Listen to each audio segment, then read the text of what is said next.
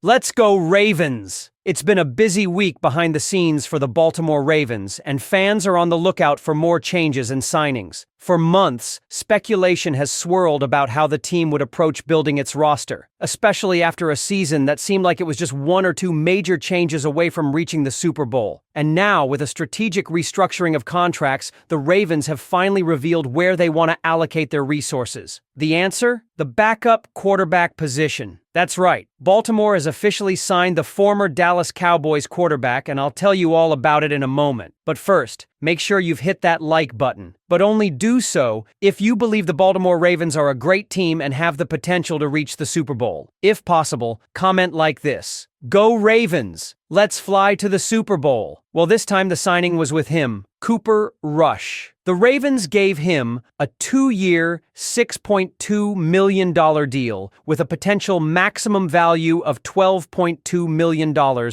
based on performance incentives like playing time, starts, and wins. But let's break it down, because this move is about more than just securing a capable backup quarterback. First, let's talk money. The Ravens aren't just handing out $4.2 million in guaranteed money to any backup. This franchise has typically been conservative when it comes to its secondary quarterback options. Just look at past deals with guys like Josh Johnson and Tyler Huntley. But now, Baltimore is paying a premium for the luxury of safety behind Lamar Jackson. And that begs the question, did the Ravens just get into a bidding war for Rush? Think about it. Rush had a 9-5 record as a starter with the Cowboys and proved he could win in high-pressure situations. It's entirely possible that another team, maybe even Dallas themselves, was vying for his services, driving up his price tag. So, did the Ravens overpay? Or did they simply recognize the importance of having a proven backup in today's NFL? Let's not forget, last season, Lamar Jackson stayed healthy, but that hasn't always been the case. And while the Ravens have built their entire offense around his skill set, we've seen how a poorly timed injury can derail a playoff push. The addition of Rush signals that Baltimore isn't taking any chances. And here's something to think about. This move might also hint at a philosophical shift in how the Ravens view their offense. Rush isn't the dual-threat quarterback that fits the mold of a typical Lamar Jackson backup. Instead, he's a pocket passer, more in line with a traditional pro-style system. So, does this mean the Ravens are tweaking their offense behind the scenes? Are they trying to prepare for a scenario where they might have to operate differently in Lamar's absence?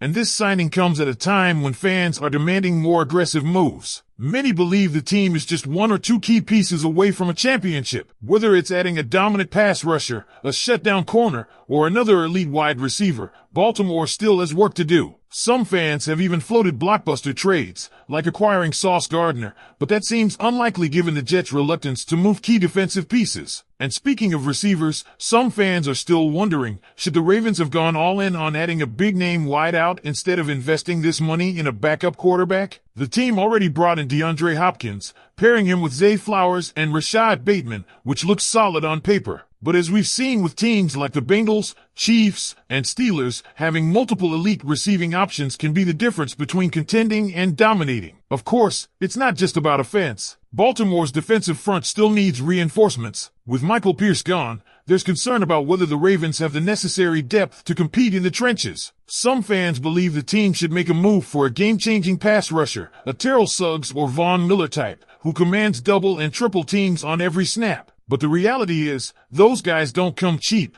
and Baltimore's cap space is already carefully allocated. And let's not forget the secondary. Fans have thrown out names like Darrelle Revis and Ed Reed as comparisons for the type of players the Ravens need to bring in. While those legends aren't walking through the door, the team could still target a veteran cornerback or free safety to bolster their defensive backfield. So, what does this all mean? Well, for one, it's clear that Baltimore is playing the long game. The team is prioritizing depth, stability, and sustainability rather than making a single splash move. But is that the right strategy? Or should they be more aggressive in their pursuit of immediate championship caliber talent? At the end of the day, it's a calculated risk. If Lamar Jackson stays healthy all season, the $4.2 million guaranteed to Cooper Rush might feel like a waste. But if Lamar misses time and Rush steps in to keep the Ravens afloat, this move could be the difference between a playoff run and a wasted season. But now, we want to hear from you, Ravens flock. Do you think this was the right move? Would you rather have seen the team invest this money elsewhere, or do you believe a strong backup quarterback is essential for a Super Bowl caliber team? Let us know in the comments, and as always, stay locked in for more updates on your Baltimore Ravens. And let's really dive deeper into what this means for the Baltimore Ravens moving forward, because this isn't just about signing a backup quarterback. This move tells us a lot about how Eric DeCosta and John Harbaugh are thinking, and what kind of team-building philosophy they're applying to this roster. Let's start with the contract structure. A 2-year deal worth $6.2 million with a max of $12.2 million?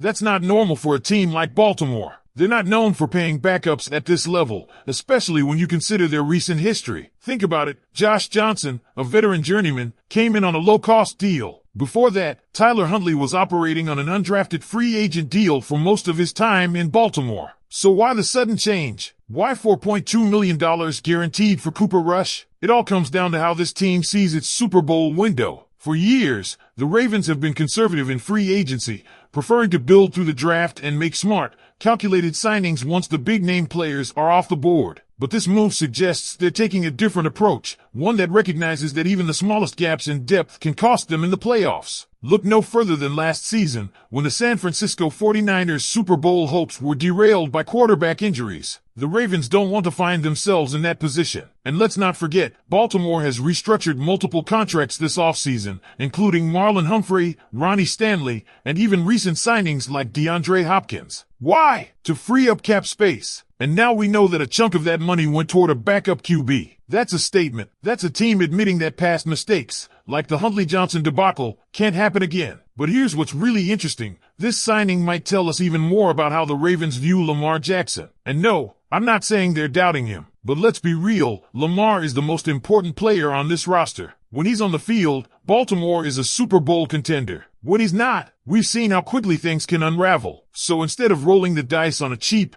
inexperienced backup, they're going with a proven veteran who has won games in pressure situations. Rush isn't flashy, but he's efficient, reliable, and calm under pressure. And that matters, because let's say Lamar misses a game or two, or maybe he's banged up late in the season, and Baltimore needs a win to secure a top seed in the AFC. Wouldn't you rather have a guy like Cooper Rush, who has actually won games in the NFL, instead of a practice squad-level QB who's never started a meaningful game? And speaking of the AFC, let's talk about the competition. Because while the Ravens are locking in their roster moves, teams around them are getting stronger. The Kansas City Chiefs? They just reloaded. Patrick Mahomes isn't going anywhere, and they've solidified their offensive line and weapons to make sure they stay dominant. The Cincinnati Bengals? They're always a threat with Joe Burrow, and they've made some key additions on both sides of the ball. The Buffalo Bills? They're in a bit of transition, but as long as Josh Allen is there, they're a problem. And let's not forget the Cleveland Browns and Pittsburgh Steelers, two divisional rivals who always seem to find a way to make life difficult for the Ravens,